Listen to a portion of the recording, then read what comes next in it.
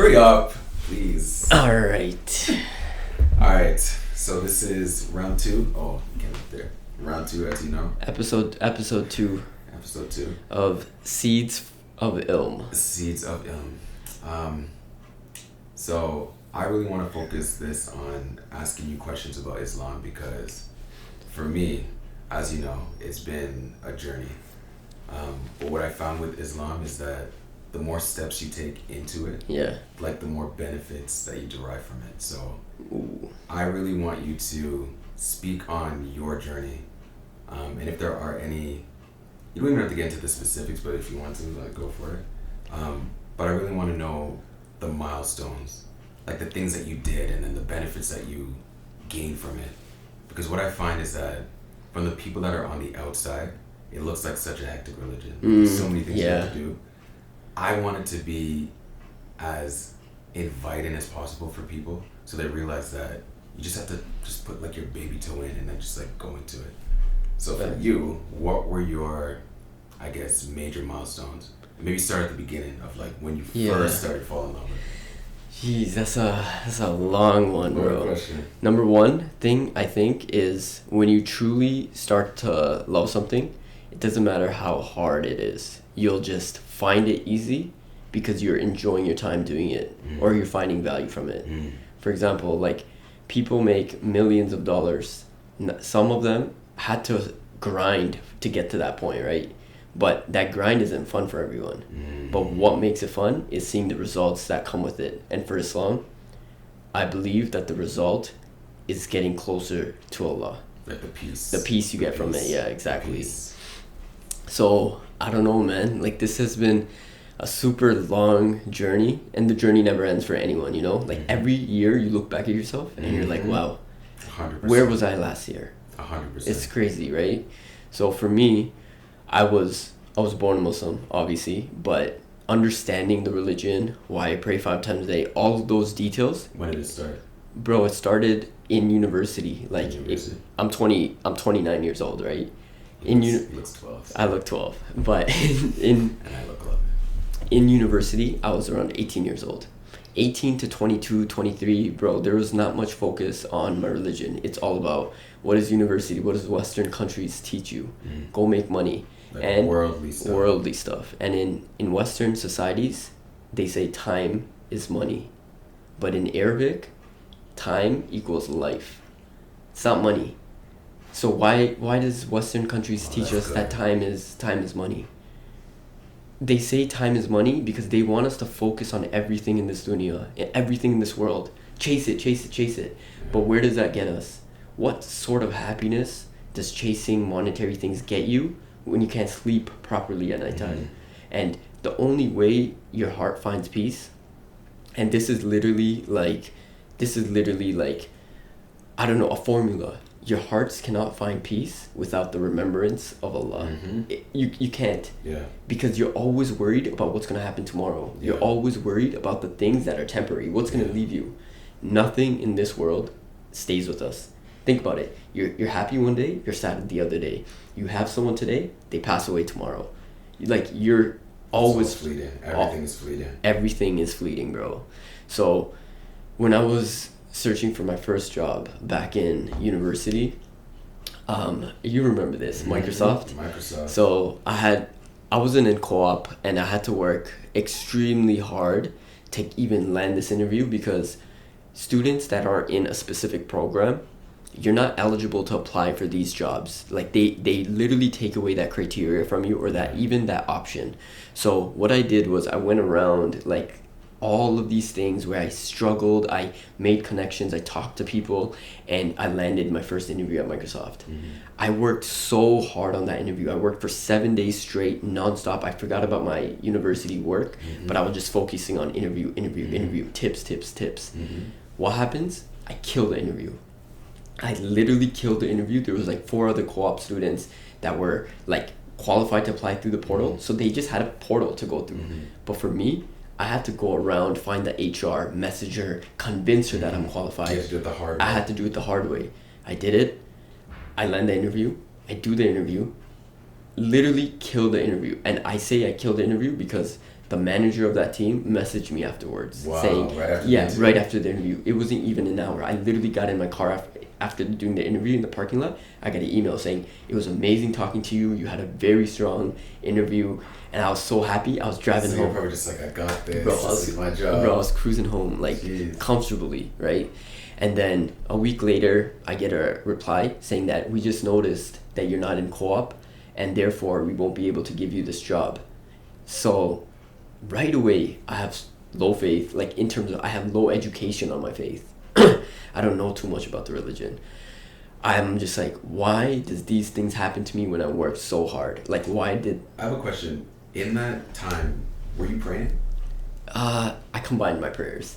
So at the end of every day, I would pray all of them together. Interesting. Okay. Yeah, but I was praying, but it was like mindless movements. It was robotic because my mom did teach me how to pray since I was a kid, and she just said do it every day. So for some reason, that stuck. By obligation. By obligation, it stuck. Okay. Good to know. So regardless, I was questioning a lot of things. I'm sure a lot of people that don't know too much about Islam question themselves whenever they're in hardship, whether they're in loss. They question the decree of Allah, meaning, why did I deserve this? Why did you do this to me? Why is that happening? Why is it happening to me? What if I change this? By the way, the statement "what if" is a haram statement, because when you say "what if," it comes from a place of doubt. You invite thoughts of doubt. That's haram, because what's intertwined with doubt? The devil, shaitan. Shaitan is literally the hub of doubt. You're trying to start your own business. You're doing it. Constant doubt. What if there's a million people that are doing this business? What's gonna make you special? Just give up. Just go back to doing this. All he wants to do is facilitate and grow this feeling of doubt within your heart. That's how he takes you away from the straight path. Because he doubted the creation of humans. Exactly. That's where it comes from. Exactly. Doubt, jealousy, all of these concepts come, right? So anyways, I was questioning, and I was really depressed during that time because I was just like, why me? I work so hard. So I told myself, and this was my first feeling of closeness to Islam. I literally woke up after I got that rejection email. I woke up and I told myself, from this day on, and I'm ashamed to say this, but I told myself this: I am not going to call upon you for help because you don't help me. I said that, and I'm just like, I'm not gonna step out of the house and say Bismillah. I'm not gonna eat my food and say Bismillah. I'm not gonna say anything in my mind, because even though I wasn't practicing, I always used to mention his name, Allah's name, like things I do. Inshallah, I'll get a good mark. Bismillah before I write my exams. And I'm just like thinking to myself, I'm just like, it doesn't help. What's the point? It doesn't even help. Like, I tried so hard for this. I made prayers. By the way, during that time, I was praying so much. I was making my nafil prayers. I was doing extra rakats. I was praying. I was focusing on my prayers. That was the first time in my life I was actually focusing. You had something you wanted. Because I wanted this. Yeah, something you wanted. So, all in all, bro, I literally told myself, I'm not going to say anything. I'm not going to say anything. I'm not even going to utter your name like this. I was saying some whack stuff, bro.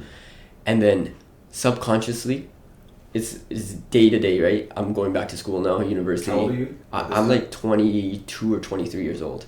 Stepped out of my house. As soon as I stepped out, by accident, I said Bismillah.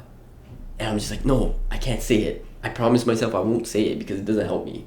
As soon as I got in my car, Bismillah.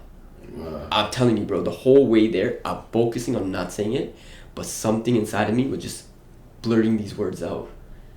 And I was scared, bro. I was scared. I was like, yo, how? I'm consciously thinking of not saying Allah's name or asking Allah for his favors, but it's happening. And then that whole day passed, and I come back home, and then that's when I realized, I was just like, it's not whether or not I want to do it, it just happens. And if it happens, there has to be a better reasoning for this. So I started researching surahs, and I started, for the first time ever, I started looking up du'as that help for interviews, that help for success. And I'm just doing it, you know? And then all of a sudden, I get another interview. Microsoft hits me up again. Randomly, they just hit me up again. And I'm just like, how did this happen? And I remembered the du'as that I remembered. And this time, I'm going into it with a better understanding about Islam. Still not understanding why Allah does what He does, but understanding that getting close to Allah gives you success. Every single prayer, side note, every single day, when you do the call to prayer, right? Allahu Akbar, Shadu an la ilaha illallah, Shadu an la ilaha illallah, Shadu anna Muhammad Rasulullah, Shadu anna Muhammad Rasulullah, and then you say, Hayy al Salah, Hayy al Salah, Hayy al Falah, Hayy al Falah. What does Hayy al Salah mean, and what does Hayy al Falah mean? Hayy al Salah means, come to prayer. What does Hayy al Salah mean? Or Hayy al Falah mean? Come to success. Every single day you're doing this call 5 times with 5 prayers. Each time you're saying it twice. 4 times total. That's 20 times a day you're saying come to prayer, come to success. What success is defined as, that's up to the person, right? What you think success is. If you want your success to be money, come to prayer. It's not saying go research, go do this. First come to prayer. That is your success. What's the other ones? Spirituality, closeness to God. How do you get close to Allah? You think you can get close to Allah by just sitting there reading about Him? No, you have to have conversations with Him. How are we best friends? You think I could just read about who Cornell is, his biography for 30 years and be like, yo, I'm close to Cornell. Cornell's my best friend. No, I know Cornell because I read about him. But and he puts it. Exactly. We treat the relationship with Allah different than we treat the relationship with people. We know how to build relationships with people. We know how to get a best friend. We know how to get a spouse. We know how to get a companion. We know how to, get close to your boss. We know how to get close to everything in this world. You know how to get close to your pet, and your pet doesn't even understand literacy. But when it comes to Allah, why do we throw away all of those significant components of closeness that we learned as human beings? Communication, love, time, effort, energy, compromise, sacrifice. Why is it that whenever we focus on building a relationship with Allah, we forget about these components? Why do you think it is? Bro, it's because as human beings, if we don't see something, we naturally do not have the ability to believe in it. Like, we have to fight our desires to believe in God because we've never seen Him. Like our senses. We have to fight we can't see it, smell it, hear it. Exactly. And that's why our Prophet Muhammad, peace be upon him, said, when he was alive, if his companions and his people of his time had 99% faith in Islam, that 1% disbelief was enough to take them to hell. But now, if you have 99% disbelief, but 1% faith, that 1% faith is enough to take you to Jannah. Is that because nowadays it's harder? Way harder. Nowadays, it's way harder. If you want solutions, you have everything. Every human being nowadays, it's like the fulfillment is so quick. You want something, you get it. You order from Amazon, you get it tomorrow. Instant gratification. That's the perfect word for it. So, back to my story. I was understanding more about the power of du'as and understanding this. So then I started praying more and praying with better intentions to get this Microsoft job. And I told myself, if I don't get it, I can't just turn my back on something that I don't even know about, like Islam. All I know is Islam. The only thing I was holding on to is the fact that Islam was embedded in me. And the reason why I say that is because I subconsciously uttered those words. I was just holding on to that. I don't know what that means or where that was going. All I knew is that meant something. That was powerful. Do you know where that came from? The fact that it was embedded in you? I don't know, bro. It's just like sometimes, I'm sure a lot of Muslims feel this way, but ever since I was a kid, bro, like you said in the previous podcast where you were explaining, ever since you were a child, you had this connection you felt with God. God conscious. Even when I was grade 2, how old are you in grade 2, bro? Like, yeah, you're probably like, what, 6 years old, 7 years old, bro. Yeah. I don't know anything about anything at 6, 7 years old. Bro, whenever I had a test, I used to write Allah on the top corner of my... Really? Every single time, I used to write it. My teacher in grade 3... Is that your name or...? No, I wrote my name, but very small in the top corner, I used to write Allah. Actually? I swear, I promise you. Wow. And one day, my teacher, she's like a very Western lady. Like, I'm sure she doesn't even know what Islam is. Maybe she did. She came up to me. She's like, "Why do you always write Allah on every single time?" Every single. No, she only asked me one time. No, but you write every single time. She's like, "Why do you always write Allah on the top of your test papers?" And I didn't know how to answer it. I was just like, I don't know. All I thought was Allah means good luck. That's it. Ever since I was a kid, bro. No one taught you that? My mom taught me about Islam. Like, my mom used to tell me stories about Allah and how He can protect you and stuff like that. Ever since we were kids, maybe that got ingrained in me, and I owe it to her, right? But I always used to write it, bro. Wow. Yeah, man. Grade 2? Grade 2. Wow. Yeah, bro. Grade 2, grade 3. I stopped at a certain age, but even during university, I used to think of that when exams came up. Wow. Yeah. So growing up, did that, I guess it's funny because it's unconscious. Did that unconscious consciousness grow? Oh, so much, bro. As a kid? No, not as a kid. I feel like your consciousness towards the deen, towards Allah and understanding stuff, only grow when you seek it.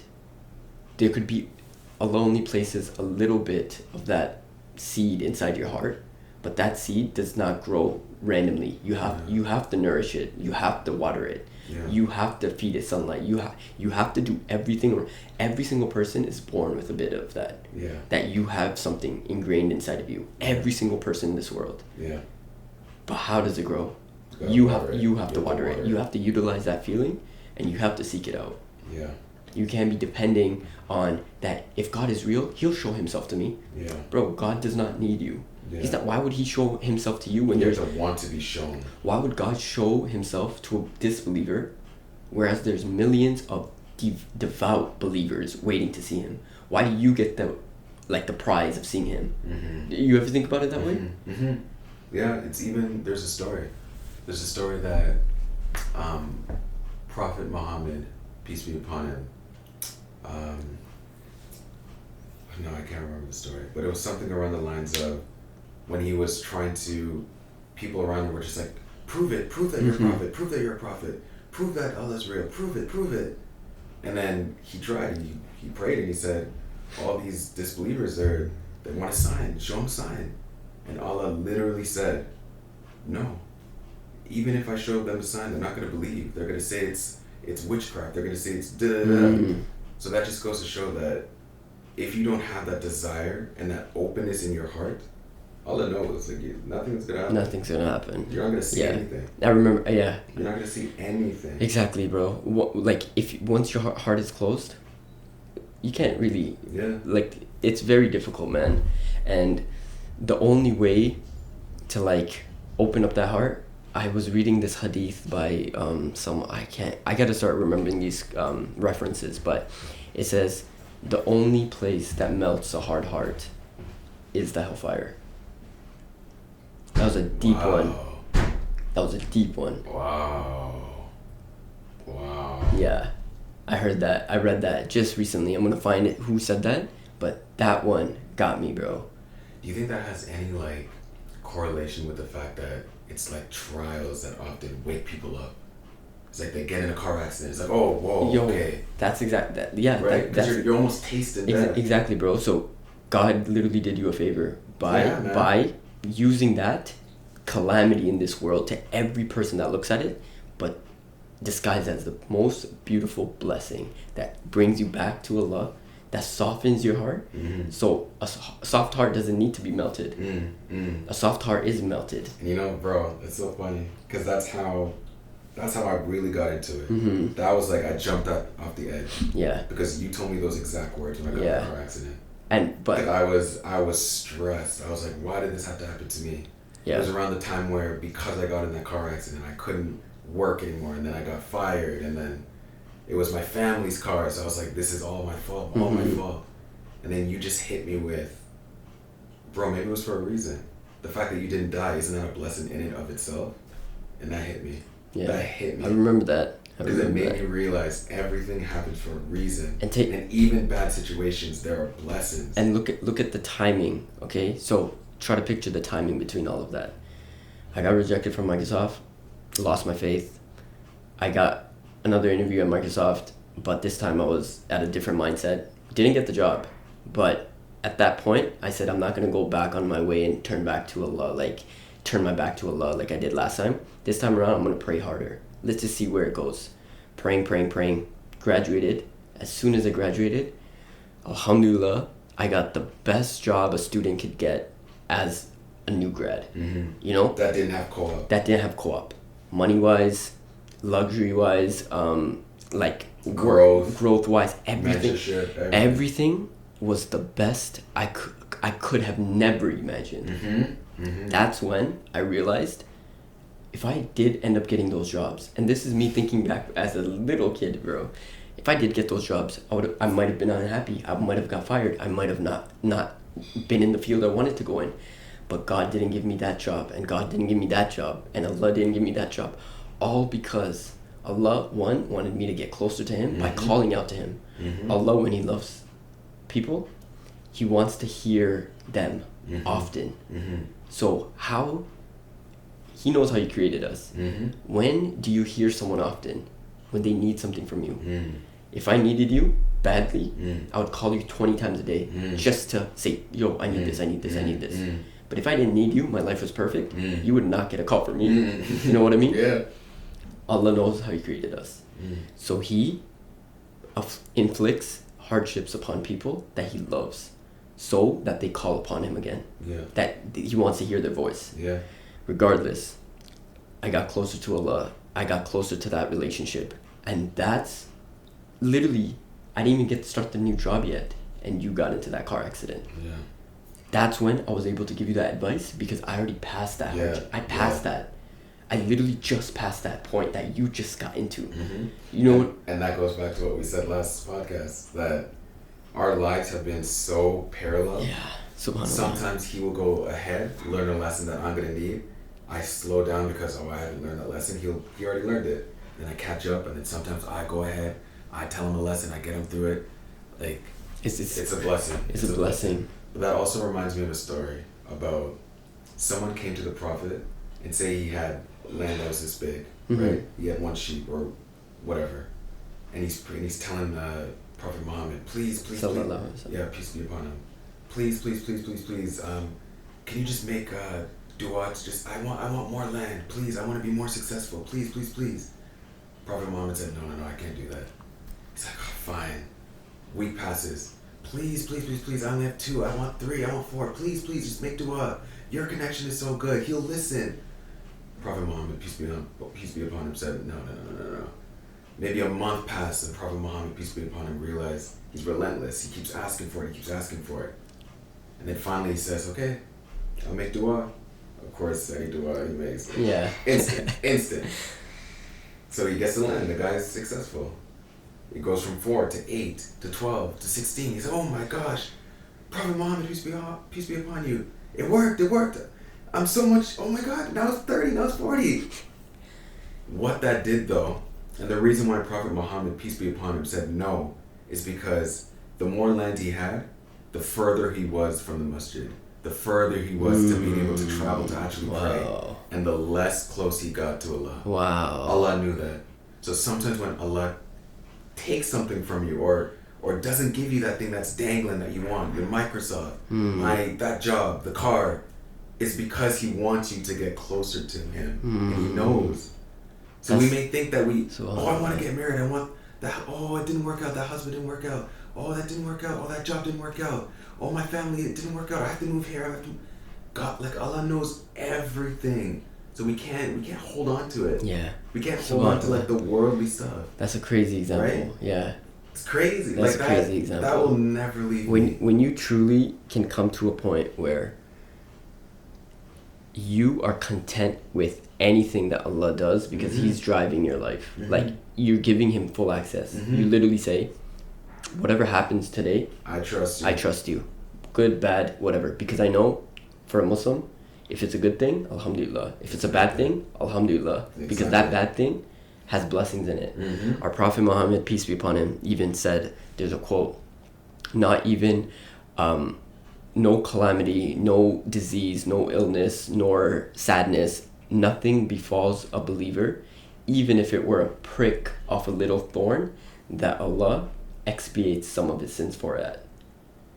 What that means is that even if you were pricked by a thorn, that little pain you got, Allah would expiate some of your sins for you, meaning remove some of them if you were grateful. If you literally said, Alhamdulillah, I got pricked by a thorn, at least I didn't get pricked by a hammer or something, I don't know. But you're grateful in that moment. So 100%. literally a good deed just came out of nowhere. Yeah. Because if you got pricked by a thorn, don't even say nothing, ignore it, whatever. If you got pricked by a thorn and you swear, you say something bad, you get sin for it. You get pricked by a thorn, you say Alhamdulillah, Allah's decree, I got saved from something more painful. Yeah. You get a deed from it. Yeah. So nothing befalls a believer, even if it were a prick from a thorn, that That's Allah real. expiates something. That's real. Yeah. And that's why I always say too that, I think we both say this actually, is that when we're going through a trial, that's when God or Allah, that's when he's watching the most. See, that's one thing that you told me. Oh my days, it stuck with me forever, even to this day. You told me this when I was going through. We'll get into it later. But I was going through. That's like podcast 12. Yeah, I was going through it. That was the hardest time in my life, respectively, because of my growth wasn't there. But I was facing that. You know about it. You told me something. You said, whenever you're in this feeling, day by day, whatever it is, just know that this whole interval of time you're in this feeling, Allah has a magnifying glass on your life. Meaning every little thing you're doing, it's magnified in Allah's eyes. If you do a good deed during that state, Allah knows what you're going through, but you still did something good. Imagine the reward. If you're doing a bad thing during this, Allah thinks you're not. Allah will. It comes off as you're not grateful, because if you're so focused on improving your life, why are you acting out of line? Focus on what you need to focus on. You told me that. Yeah, that one hit. Yeah, it's so true. That one hit. And honestly, I apply that to even other aspects of Islam. Whenever I feel demotivated or lazy and I don't feel like praying, something always reminds me that feeling of you don't really want to, you don't really feel like it, that's when you need to pray the most. Because the rewards you're gonna get, because God, Allah knows what's in your heart. Yeah. He knows when you're tired, when you're lazy, you're demotivated, when you're frustrated, when you're worried and concerned about worldly stuff. If you pick yourself up and still go and pray, come on, right? Compared to when you're just feeling pious and you're feeling energetic and I'm ready to pray, that's one thing. But when you don't have that motivation and you still go and do it, that's love. That's man. different. That's love, that's bro. Love. That's love. Because think about it. You always use the example. Look at other relationships. When you don't feel like going to help your friend, or you don't feel like going to console them or give them advice, and you do it, your friends feel it and they know it, and that's when they appreciate you the most. It's not when you're all going to a party and you're all happy and you're going to sing and you're all it's when you don't want to, but you still do it. That's true devotion. Yeah. And Allah knows. No better way to say it, bro. Yeah. By the way, we don't ever have to feel as though you always have to be just like 100%. Even when you're at 90 or 80 or 70, like there's rewards in that. Always. There's rewards in that. There's rewards in just the intention of trying. Just the intention to try. In the very beginning of this podcast, you said that a lot of people view Islam as something hectic, this. Even me? Even you, when you were coming into it. The thing is, about Islam, you could find rewards in almost everything that you do if you have your intention straight. So, for example, I was literally watching this one video, which is so beautiful, and I'll share it with you. There was two guys in one room, right? And then someone knocked on the door. Both of these guys are comfy, laying down, and one of the guys says, "The door's here. I'll go get it." And the other guy says, "No, I'll go get the door." For you and me, if we're laying in a comfy room, none of us would want to get up and get the door. I ain't going anywhere. Both of these guys wanted to get the door. But there was two reasons as to why. Person one, he was going to go get the door because he didn't want person two to suffer. Meaning, you're comfy, you stay comfy. Let me do it out of my goodness because I'll get rewards from Allah. And he's like, "Oh, is that why you want to do it for me?" And he's like, "Yeah." And he's like, "But that's only one stream of rewards. The reason why I wanted to do it is because me taking 10 steps there, I could make a dua. Me opening the door, I could imagine the person and seeing his smile and smile at him. And when you smile at your brother, it's an act of sadaqah, charity. I could get rewarded that way. If I opened the door gently and not wake anyone up, I could get rewarded that way. He listed out maybe 10 to 12 ways of him literally getting rewards from opening a door. Literally opening a door. So imagine on a day-to-day, him drinking water, him putting on his clothes, him looking at himself, him combing his hair, everything, if you put it in the act of worship, bro, think about it. You know? It's crazy. Like, and it's tangible rewards. Bro, it's so tangible. Right? The peace that it brings you alone is a beautiful like thing. Those with the remembrance of Allah moist on their tongue, they will never come near the hellfire. You know? And that means that whatever you're doing, whatever you're saying, you're thinking of Allah. You're uttering His name. Think about how much love someone has. When I was going to pray for the Qiyam prayer, meaning like after Ramadan, you have Tarawih, but at nighttime, you have Qiyam. This is like an hour, 2 hours. You stand up and you finish the Qur'an in 15 days.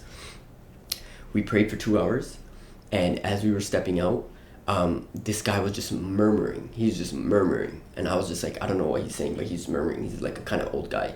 And I see him, he sees me. You become friends with people at the masjid when you go often, you know, when a lot of people aren't there. It's Allah's another miracle of Allah, which I feel like when you see someone at the masjid during off times, Isha, Fajr, Qiyam, Tarawih, your hearts become close to each other because it's aiming for the same thing. I really feel like that, bro. Like, even when I go to our local masjid, there's old men that are like 50, 60 years old, which I literally think about, like, in the morning when I go to pray. Like, think about, like, oh Allah, how's he doing? I've seen him, he smiled at me so many times. He's such a like, he gives me a good feeling. Allah gives you that. Because your souls are connected. Because I don't know what it is, bro, but you get that. So, that guy at the masjid finished praying 3 a.m., 4 a.m., walking out murmuring. And he looks at me, Assalamu alaikum, wa alaikum assalam. And then he's just like, I'm just like looking at him, and he's just like, always, and he's an old guy, he's like, always say astaghfirullah, astaghfirullah, astaghfirullah, astaghfirullah. Every step you take, say it. Every step you take. He literally walked to his car, and it was like a 5-minute walk. And the whole time I was walking beside him, astaghfirullah, astaghfirullah. And I'm like, there's levels to this. And I'm just like, why is he asking for forgiveness so much? This man just came and prayed till 3 a.m. when 90% everyone's sleeping. Why is the ones that are struggling so hard asking for more forgiveness? And bro, I go look up what astaghfirullah means, and it's a gateway to provision. Astaghfirullah is a gateway for Allah to rinse off all of your sins and give you everything. Because for you to gain things easily, like the blessing has to get through dirt, right? So the less dirt there is, the faster the direct access it has to you. But our hearts are what? Filled with dirt. The more bad things we look at, the more bad things we hear, more bad things, layers and layers of dirt start covering our heart. And that dirt turns hard. That's why you have a hard heart. But once you keep saying astaghfirullah throughout your day, the dirt starts getting rinsed off. Meaning, anything you ask for comes straight to your heart. It comes straight to you. Because your heart is accessible by Allah. It's close to Allah. Is that when you told me about that That's word? when I told you about that word. Wow. That's when I told you about that word. So say it slowly. Say it slowly. Astaghfirullah. Astaghfirullah. Yes. Astaghfirullah. I seek forgiveness from Allah. And I gotta say, this is one of those examples where I realized how tangible this religion is. And how it's like, you can feel it. It's so practical. Because the second you told me that word, and I started saying it, I immediately feel peace after I say it. Yeah. There's so much power both in the language of Arabic, but then just in the religion of Islam. Like, it actually is real.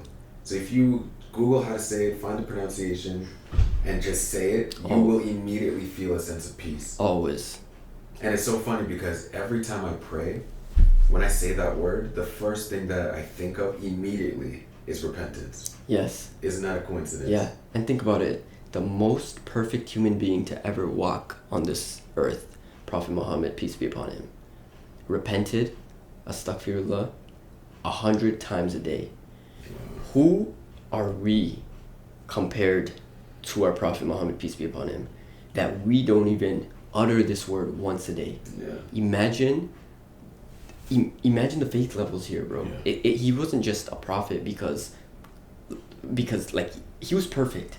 That's all I can say. Like, he was perfect in a way where even though he was perfect, he had doubt in that I can't be perfect enough for the most perfect, the most highest.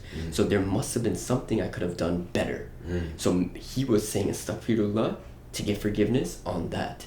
And even if that, us just living in this world, doing daily things, you're always going to commit a sin. You're always going to commit a sin. Always. But there's a beautiful, beautiful quote in Islam. The best of those are not those that don't sin. The best of those and most beloved to Allah are the ones that sin but turn back to Allah in repentance. Quickly. And sincerely. Most, like, I know a lot of people move away from Islam and move away from Allah because they can't hold this perfect image of themselves. The guilt. But we do not need this perfect image. We strive for the image with our intentions, meaning we try little by little. The deed that is more consistent, the small deed that is more consistent, is more beloved to Allah than the large deed that is rare. So if you do something small every single day, that is more beloved to Allah than you doing something big once a year. Yeah. SubhanAllah. Why though? Think about it, bro.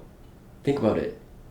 If I were to give you $5 every day for a year, that's 5 times 365. But say I wanted to go big, and I give you $100 in the middle of the month, in the middle of the year. What's more? What accumulates? There's always the accumulation. There's the accumulation value, but there's more than that. There's that constant reminder. The person that gives something once a year versus the person that gives something throughout the year, that person has developed a relationship. They're ingrained in that person. They're ingrained in that process. They enjoy that process. But that person who does it once a year, you don't know if they really want to do it. It doesn't even matter if the person that does it once a year the value is way more. It doesn't matter because you only did it once a year and you didn't think about the process. You didn't really utilize it. You just thought about giving it and you gave it. 100%. You know what's so interesting too? Because this is a little bit more surface level, but that's why psychologists always say that when you give a gift, the person that derives the most benefit from that gift is actually the giver. Yes. It's really the giver. Yes. And that, I apply that to almost praying as well. Is that, and you mentioned this in the last podcast, that we don't, like, Allah doesn't need us, but we need Allah. So when we pray, that's actually giving us benefits, right? It's almost like you're giving something and you're the giver and you get the benefits. So when you pray, you're the one getting the benefits. It's the same concept. It's really the same concept. It's like you're given a gift of acknowledgement and praise and worship to Allah.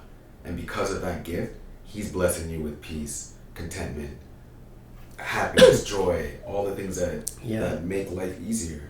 That's the benefit that we get. 100%, bro. That's a beautiful, I'm telling you, bro.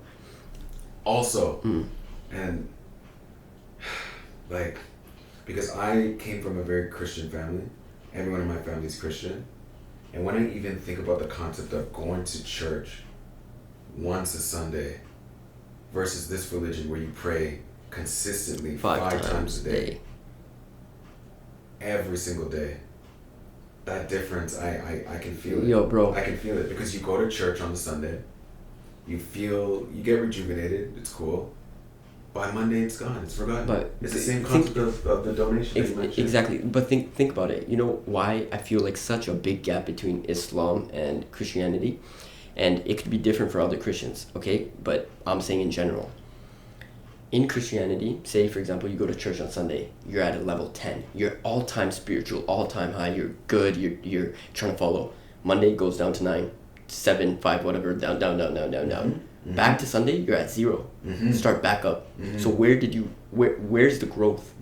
None. If you don't seek it yourself. But Islam, you pray 5 times a day, you're at level 5. You're level 10. Tuesday comes, you're still at level 10 from the previous day. Now you're at 20. You constantly grow. Islam pushes you to grow.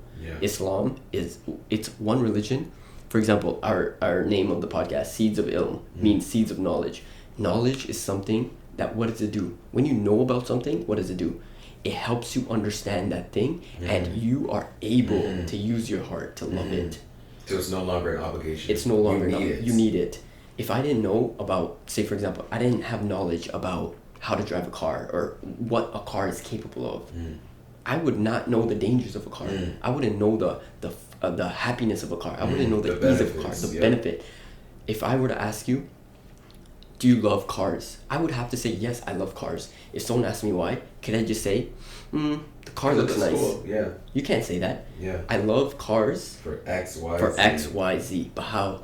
Ilm, knowledge. Because you know about you learned about it. Yeah. You knew about it. Yeah. Islam is the same. Yeah. I can't stress enough, when it comes to religion, when it comes to Allah, when it comes to our Prophet Muhammad, peace be upon him, we drift away from the basic common sense principles that we apply to our daily lives.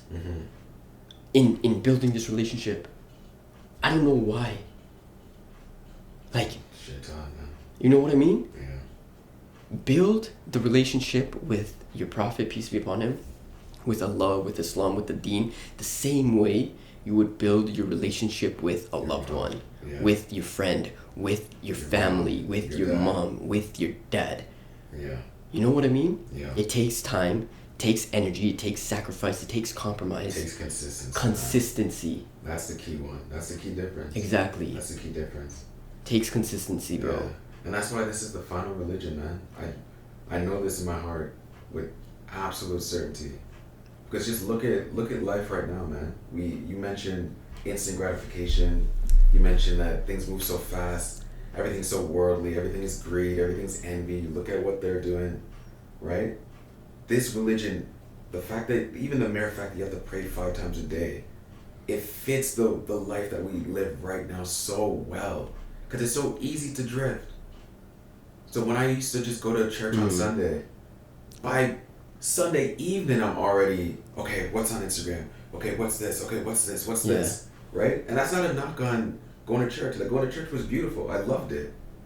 But this is a religion that's actually practical for this day and age. Because, the thing is, just going back on that consistency aspect, everything in Islam is built around consistency. It's built around repetition. It's built around repeat, because Allah knows how He created us. A human being like us, we never get good at anything, we never understand anything, we never love anything unless those 3 components aren't there: consistency, repetition, and I said something. Discipline, passion. Discipline, right? Yeah, exactly. Consistency, discipline, and repetition. Those things. Consistency, discipline, repetition. Everything around Islam is built off of those 3 things. Consistency, discipline, repetition. Exactly. Think about it. Your 5 daily prayers. You're repeating it. You're being consistent in it, and you're being disciplined. Those moments when you don't want to. When you don't want to. Think about Ramadan. Why 30 days? Think about Ramadan. There's more. Don't there's get more. started with that one. There's more. There's this more. religion is beautiful. Yo, there's more to it though. Think about when you go do Hajj. You know the Kaaba? Why can't you just do 1 lap around it? Multiple. You're going. Think about how many times you say Allahu Akbar in your prayer. Why? Yeah. Think about everything. No, more than 8. And the biggest sign, fam. Think about the Qur'an. Some people read the book and say, there's so much repetition in it. They said that story already. They said this story already. They talked about Musa alayhi salam, bear. Why again? Bam. It's because in every scenario, that reminder comes back to you, repetition. And it tells you what Musa alayhi salam did, which is disciplined, asking Allah, keeping the oneness of Allah, and then discipline, repetition, consistency. Consistency keeps going. keeps going. Everything in Islam is just consistent. Yeah. And that's why we're told to read the Qur'an every day. Every day. Multiple times a day. I had that question too, bro, where I was just like, the Quran is, like, it's a very good book. Like, when I first started reading it, I was like, but stories are, like, there's like maybe 20 stories, but it repeats for 600 pages. But then you realize that every single time it repeats, it has a different angle. Yeah. It's saying it in a situation for a different person. One time it's for a liar. One time it's for someone who's committed shirk. Yeah. One time it's for someone who's not grateful. Yeah. Yeah. But it's the same story. It's the same story. But why? I never even thought about that. Yeah, I know, bro. But why, fam? That's how beautiful this religion is. Yeah. Repetition. We need to get into the Quran. Yeah. Hopefully next episode, but it's such a... And I'm going to say this last thing, and you can end it off on your piece. People look at the Quran and say it's so difficult, right? Because so much repetition, so many things you have to do. Pray 5 times a day. You have to fast for 30 days. You have to do this. Everything's repetition. Everything's consistent. You have to be so disciplined. Think about it. How many people are going to the gym now? How many people... And they're all seeing results. Why are you consistent? Why are you disciplined? And why are you repeating yourself going to the gym when you know it hurts? Because you know there's growth after it. And you see the growth and you see the benefits. We do that easily in this world when it benefits us directly. But when it's something that you can't see, when it's something related to Allah, when it's something that you have to be grateful for constantly, which we do. We can't choose when we stop breathing. We can't choose anything in our digestive tract, what it's doing. Ali Hamuda literally gave a beautiful example. When you eat something, you can't choose what side it goes to. You can't choose to stop yourself from choking, but we do it. But we don't say thank you for that. Yeah. But when it comes to worldly things, we'll be consistent and stuff like that. But when it comes to things that, I could do it later, you don't do it. We don't build a relationship with Islam, with Allah, with our Prophet Muhammad, peace be upon him, like we do with people in this world. Yeah. That's what I'll say. Yeah. And honestly, to add on to that and to close, like, the thing that I can't stress the most is that I will never, because I came from the outside looking in, right? When I came into the religion, I only prayed 1 time a day. In fact, I prayed a random time. I didn't even choose one of the times you had to pray. Then all of a sudden I would pray the morning and the evening. And then I would pray maybe 3 times. And then Elmaan told me, just trust me, man, there's certain times you have to pray, do it. So when I prayed 1 time, I had benefit. I'd say benefit level 1. When I prayed 2 times, benefit level 2. When I actually chose one of the times you actually have to pray, benefit number 3. So when he mentioned that you can't see it, you actually do feel the benefit. It's like working out, right? At the beginning, it's, all I feel is pain. This is work. I don't want to do this. But then by the first week, you start feeling a little bit more energy. Your muscles start growing a little bit more. You start getting stronger. You start seeing muscle, veins and everything, right? Your confidence grows. By the month, it's even bigger. You're even stronger. It's gradual and gradual and gradual. The same concept with praying. When I started praying the actual times, when I did 1 day that you're actually supposed to, and then 2, and then 3, it was like going to the gym. My peace level increased, my clarity increased, my peace, my everything that's worldly, I gained from it. So don't ever think that this is just something that you just have to do. I'm at the point now where I need to. If I even pray 4 out of the 5, you feel bad. I feel incomplete. If you miss Fajr, how does that feel? Incomplete. You think we would have ever? I'm telling you guys, we came from praying literally 0 to praying 5. Times. Alhamdulillah, make dua for us. But there's days we're human beings, bro. There's days that we miss it. We don't hit it. I'm telling you, it's like you missed the easiest blessing of your day. You missed the easiest blessing of your day. Yeah. There's one quote that in Islam it says, don't be afraid. Like, there's people that are afraid of losing their wealth. There's people that are afraid of losing their children, even their family, friends, anything. They literally phrase it like that. And then there's people that are afraid of missing their Fajr Salah. Yeah, I could believe it. Think about that. I could believe it. You know what? 2 comparisons. One, going back to the gym example. You know when you're super passionate about going to the gym and then you miss 1 day, how you feel like, wow, I think I got weaker. Oh, I can't believe I missed it. That's one example. Another example is, say someone that loves food and they miss breakfast or they miss lunch. How you feel sluggish, you don't feel complete, you don't feel like you can do all the tasks that you normally can do. That is the exact same feeling that we have right now. Because, bro, you miss one thing and you are just flawed. Bro, salat, just like food is fuel for our body, salat is fuel for your soul. 100%. 100%. That's the food, bro. That's the food.